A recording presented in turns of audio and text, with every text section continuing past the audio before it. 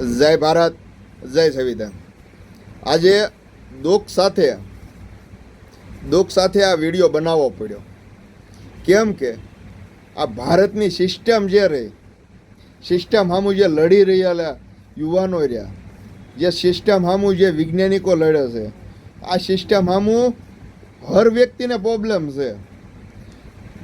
કોઈક વ્યક્તિ બોલે છે, કોઈક વ્યક્તિ નથી બોલતા, કોઈક વ્યક્તિ આ સિસ્ટમનો વિરોધ કરે છે અને કોઈક નથી કરતું.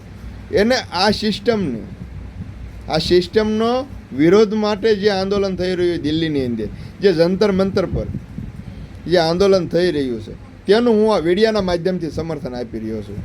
હું દિલ્હી નથી આવી શક્યો તે બદલ હું તમામ લોકો જે આંદોલન કરી રહ્યા છે દિલ્હીની અંદર તેની હું માફી માંગુ છું.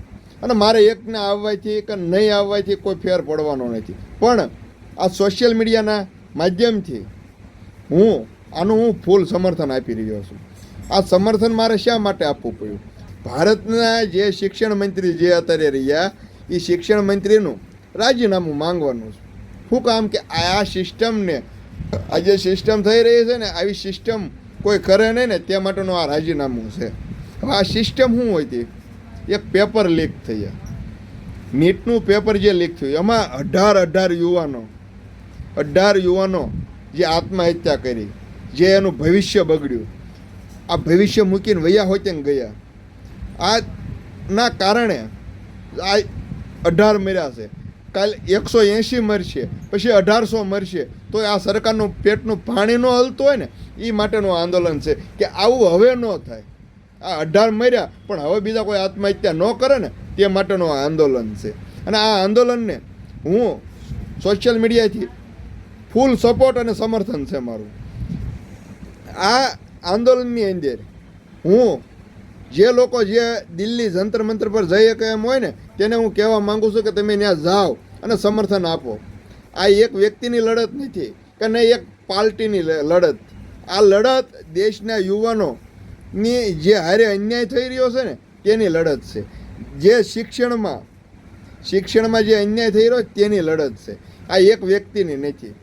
તમારા દીકરા આજ નહીં તો કાલે નીટની પરીક્ષા દેવામાં આવશે અને ત્યારે આ પેપર લીક થશે ને ત્યારે તમને ખબર પડશે કે આ પેપર લીક થાય, આમાં શિક્ષણનો વાંક છે, આમ છે ને તેમ છે. પછી તમે જે આંદોલન કરશો, બોલશો, એ કાંઈ કામનું નથી. આ જે આંદોલન થઈ રહ્યું ને તેમાં સપોર્ટ કરવાની જરૂર છે. આજ જો જે વ્યક્તિએ સપોર્ટ ન કર્યો ને તો એનું ભવિષ્ય, એના દીકરાનું ભવિષ્ય ખોરવાઈ જવાનું છે. આ કોઈ શિક્ષણની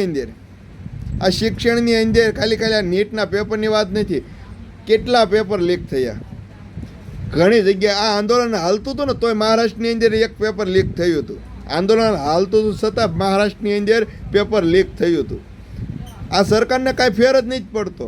જેને જેમ આંદોલન કરવા હોય, જેમ કરવું એમ કરે, પણ આ સરકારને કોઈ ફેર નથી પડતો. આ સરકાર કોઈનું સાંભળવા તૈયાર નથી. અને જે વ્યક્તિ મારી જે યુવાનો બોલી રહ્યા છે તો તેને દબાવવા માટે શું કરે, આને કેમ હલવવા, આને કેમ જેલ થાય, આને લાઠીચાર્જ કરો, આને ગમે અવળા કેસમાં હલવાડી દો. આ સરકાર આવું કરી રહી છે. બોલવો ન જોઈએ, જે બોલ્યો એને મારો. એટલે આ યુવાનોને દબાવવાની કોશિશ કરી રહ્યા છે. આ લોકતંત્ર જે આપણી લોકશાહી રહ્યું ને એનું હનન થઈ રહ્યું છે.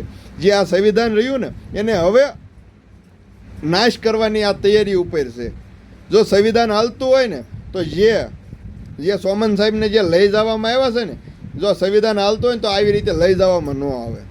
અને જે આ આંદોલન થઈ રહ્યું હતું ને તેમાં આ લોકોને આ આંદોલન ઉપર સરકારને મળવા આવવું જોઈએ અને સરકારને કહેવું પડે, બોલો તમારો શું પ્રશ્ન છે, શું સવાલ છે. અને આ આંદોલન કાંઈ મોટું થાતેય નહીં. ખાલી એક વસ્તુ કરવાનું, જે શિક્ષણ મંત્રી બનાવ્યા હતા તેને રાજીનામું આપવાનું, જે ધર્મેન્દ્ર પ્રધાન રહ્યા એનું રાજીનામું આપવાનું હતું. પણ આ સિસ્ટમ કોઈને સુધારવી નથી. આ વીડિયાના માધ્યમથી તમામ લોકોને કહેવા માગું છું, તમે એ આંદોલનને સાથ અને સહકાર ન આપો ને તો કાંઈ નહીં, પણ એ આંદોલન તોડવાની કોશિશ ન કરો. અને દિલ્હી પોલીસને પણ 2 હાથ જોડીને વિનંતી કરું છું કે કાલનું આંદોલન જે રહ્યું ને સફળ બનવા દેજો. ખોટો લાઠીચાર્જ ન કરતા. અને કોઈ આ જે લડત લડી રહ્યા ને એ એમાં ખાલી એના છોકરાઓની લડત નથી લડી રહ્યા, તમારા જે છોકરાઓ રહે ને તેની પણ લડત લડી રહ્યા છે. એટલે આ લડતને સાથ અને સહકાર આપજો એવી હું દિલ્હી પોલીસને પણ નમ્ર વિનંતી કરું છું. અને દિલ્હી સરકારને પણ કહેવા માંગુ છું કે આ આંદોલનમાં સફળ બને અને વિદ્યાર્થીઓને ન્યાય મળવો જોઈએ. આ આંદોલનને શિક્ષણમાં ન્યાય મળવો જોઈએ. તે માટે તમારે એક કામ કરવાનું છે. એક શિક્ષણના પ્રધાન ધર્મેન્દ્ર પ્રધાન રહ્યા ને એનું રાજીનામું આપો.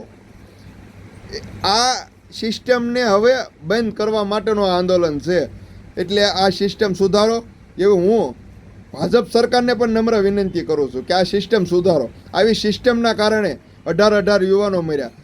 કાલે 18,000 થતા પણ વાર નહીં લાગે. એટલે સરકાર પણ આ વાતને સાંભળે અને આ ન્યાય આપે એવી હું બે હાથ જોડે નમ્ર વિનંતી કરું છું. જય ભારત, જય સંવિધાન.